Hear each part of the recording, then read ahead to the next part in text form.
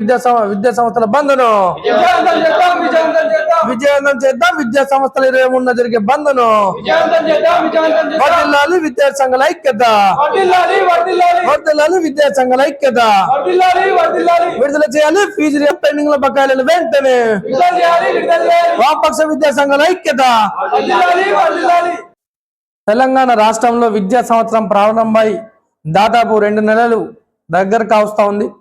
ఏదైతే రేవంత్ రెడ్డి ప్రభుత్వం పరిపాలన కొనసాగించి దాదాపు 18 నెలలు పూర్తవుతున్నటువంటి సందర్భంలోనే ఈరోజు విద్యా వ్యవస్థ పూర్తిగా నిర్వీర్యం కావడం దగ్గరకు వస్తూ ఉంది.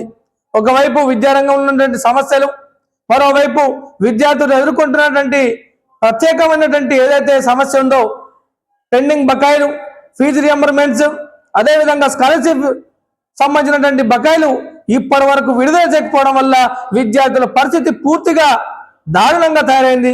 ఒకవైపు యాజమాన్యాలు జీతాలు ఇవ్వలేక, వాళ్ళు ఇచ్చినటువంటి జీతాలు వడ్డీ కట్టలేక ఈరోజు కళాశాలను మూసేటువంటి పరిస్థితి ఈరోజు రాష్ట్రంలో కొనసాగుతూ ఉంది.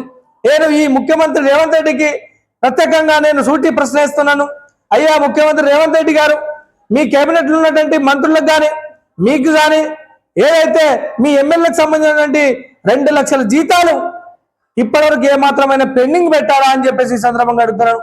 మీ ఎమ్మెల్యేలకు, మంత్రులకు, మీకు రావాల్సినటువంటి బకాయిలు పూర్తి స్థాయిలో వస్తున్నాయి. మరి విద్యార్థుల పరిస్థితి ఏందని చెప్పేసి ఈ సందర్భంగా రేవంత్ ప్రభుత్వానికి సూటిగా ప్రశ్నిస్తున్నాను. అదేవిధంగా నాటి ప్రభుత్వం, కేసీఆర్ ప్రభుత్వం విద్యారంగం పూర్తిగా విస్మరించిందని చెప్పినటువంటి రేవంత్ రెడ్డి గత ఎన్నికల్లో ఈ రోజు మేము ఈ విద్యారంగానికి ప్రధానమైనటువంటి పాత్ర పెడతాం, మేము ప్రధాన పీఠిగా వేస్తామని చెప్పినటువంటి రేవంత్ రెడ్డి మరి ఎక్కడికి వెళ్ళామని చెప్పేసి ఈ సందర్భంగా అడుగుతున్నాను. ఈ రోజు ప్రతి ఒక్క దాంట్లో ఖాళీలు ఉన్నాయి. ఈ రోజు జూనియర్ కళాశాలలో చదివేటువంటి విద్యార్థులకు మధ్యాహ్న భోజనం లేకుండా ఈ రోజు విద్యార్థులు పస్తులుంటున్నటువంటి పరిస్థితి ఈ తెలంగాణ రాష్ట్రంలో కొనసాగుతుంది. అదేవిధంగా వందల మంది, లక్షల మంది విద్యార్థులకు సంబంధించినటువంటి బస్సు పాసులను పెంచినావు, మరి వాళ్ళకు ఉచిత బస్సు పాస్ ఇవ్వాలనేటువంటి సోయి మర్చిపోయినావా అని చెప్పేసి ఈ సందర్భంగా అడుగుతున్నాను.